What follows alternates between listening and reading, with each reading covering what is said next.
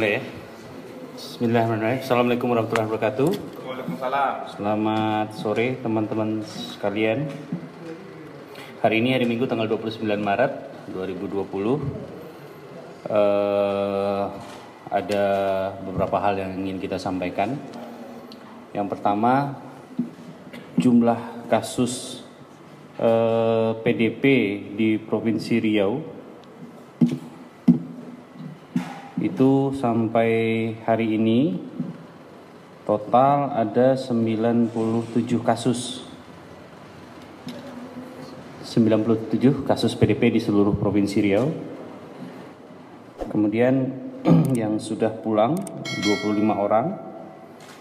Jumlah pasien yang masih diisolasi ada 71 orang. Kemudian hasil negatif yang sudah kita terima ada 26 orang. Hasil positif bertambah 1 orang menjadi 2 orang. Jadi total positif di Provinsi Riau ada 2. Tetapi berita baiknya dari 2 yang positif, Bapak yang pertama Tuan M sudah dinyatakan sembuh karena hasil swab yang keduanya juga kita terima tadi pagi. Hasilnya menyatakan negatif. Artinya Bapak M hari ini sudah pulang ke rumahnya. Dan kita sudah kasih tahu dari teman-teman DPJP dan teman-teman di RSUD Arifin Ahmad kalau edukasinya bagaimana, kondisinya bagaimana, dan pesan kami kalau dia sudah sembuh berarti stigmanya jangan lagi dipermasalahkan, beliau sudah sembuh gitu ya. Kemudian kasus yang kedua ini bapak laki-laki gitu ya. Itu kita memeriksa beliau itu 1 minggu yang lalu. Hasilnya baru, bukan 1 minggu, 5 hari yang lalu. Kemudian hasilnya kita sudah tahu hari ini gitu ya. Hasilnya positif gitu ya.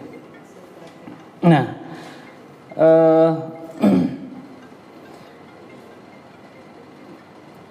penambahan 1 kasus COVID-19 di Riau adalah namanya Tuan AH. Umurnya 42 tahun, yang merupakan hasil tracing kontak dari Tuan M, pasien yang pertama. Jadi ada koneksi. Dan dalam melakukan tracing ini kami juga bekerjasama dengan Dinas Kesehatan Kota Riau, kemudian dari kepolisian juga. Dan selain itu keluarga dari si Tuan AH ini juga sudah di swab ya, diperiksa dan dilakukan isolasi mandiri di rumah karena kondisinya baik-baik saja. Jadi kedua kasus positif di Riau, Tuan M yang sudah sembuh dan Tuan AH umur 42 tahun ini merupakan kasus yang mereka kembali dari Malaysia. Jadi bukan penularan dari orang ke orang di Provinsi Riau ya. Kemudian mereka berdua merasakan gejala setelah pulang dari Malaysia. Keduanya mengikuti kegiatan tablik di Sri Petaling, Malaysia. Dan kita ketahui ternyata memang kegiatan di Petaling di Malaysia itu ternyata memang merupakan suatu klaster yang besar. Di Malaysia sendiri itu menjadi kasus yang menjadi sumber kasus yang menjadi akhirnya Malaysia itu sekarang jadi 2.300 ada sumber klaster di sana. Dengan demikian kita mengharapkan supaya kalau bisa teman-teman atau yang ikut acara di Petaling secara kalau memang kita nggak tahu ya posisi mereka di mana, dengan sukarela untuk memeriksakan diri ke puskesmas atau rumah sakit setempat supaya kita bisa melakukan pemeriksaan swab. Memang dalam beberapa minggu terakhir Dinas Kesehatan Provinsi dan Kota sudah melakukan surveillance ke beberapa orang yang ikut acara di Petaling tersebut. Dilakukan surveillance dan diperiksa. Cuman yang hasil yang kita dapat ini memang positif 2 gitu ya, 2 orang positif gitu ya.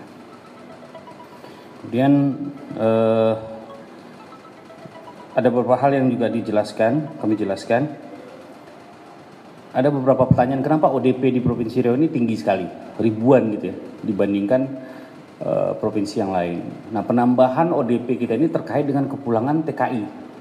Kepulangan TKI yang jumlahnya ribuan dari Malaysia, dan kita tahu Malaysia negara terjangkit dengan jumlah kasusnya lebih banyak dibandingkan Indonesia, sehingga TKI-TKI yang pulang itu kita jadikan ODP supaya kita bisa memantau dan memeriksa mereka, saudara-saudara kita tersebut, sehingga kita bisa memastikan kalau seandainya mereka nanti terpapar oleh COVID-19, kita bisa melakukan isolasi atau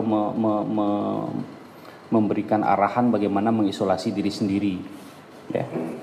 Kemudian terkait apa yang sudah dilakukan oleh pemerintah provinsi, yang jelas mungkin dalam beberapa hari ke depan Rumah Sakit Madani, kemudian Rumah Sakit Jiwa Tampan sudah bisa difungsikan untuk menerima pasien-pasien COVID-19. Tapi sementara itu memang tetap 47 rumah sakit, 45 atau 47 ya? 45 rumah sakit di seluruh Provinsi Riau siap dan sudah menyediakan ruang isolasi. Dan kita sudah juga mengetahui teman-teman kita di kabupaten kota seluruh Riau sudah menyediakan rumah sakit umumnya ruangan isolasi yang menurut hemat kami sudah cukup ya untuk menampung kondisi sekarang. Artinya ada beberapa rumah sakit yang awalnya 2, sekarang sudah meningkatkan kapasitasnya jadi 10 atau ada jadi 14 ya. Mereka sudah memberikan rencana-rencana yang baik, sehingga ke depan kalau terjadi sesuatu hal eskalasi yang luar biasa, pemerintah provinsi siap.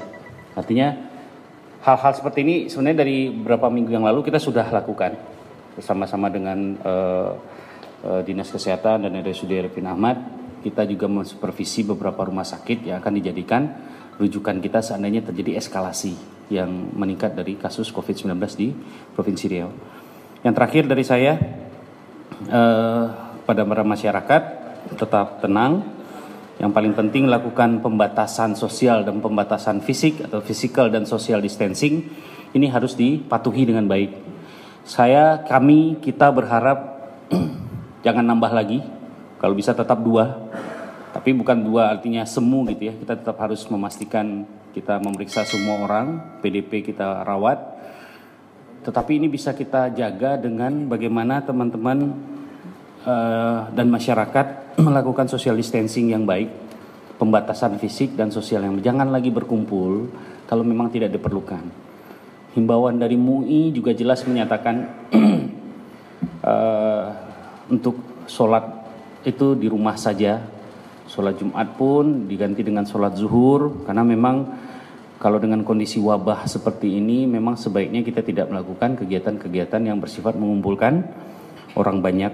Jangan lupa cuci tangan setiap saat, nggak ada hand rub, nggak ada yang biasa dibeli di apotek, bisa pakai sabun biasa pun bisa, tidak ada masalah. Virusnya akan mati dengan sabun biasa sesering mungkin. Apapun kegiatan Anda, sesudah melakukan apapun, lakukan cuci tangan sebaik mungkin. Kemudian jaga pola hidup sehat. Jangan lupa walaupun Anda di rumah, tetap berolahraga di rumah. Karena dengan olahraga sistem imunitas kita akan baik dibandingkan orang tidak olahraga. Karena dengan olahraga ada namanya stres oksidatif. Stres oksidatif itu akan menurun.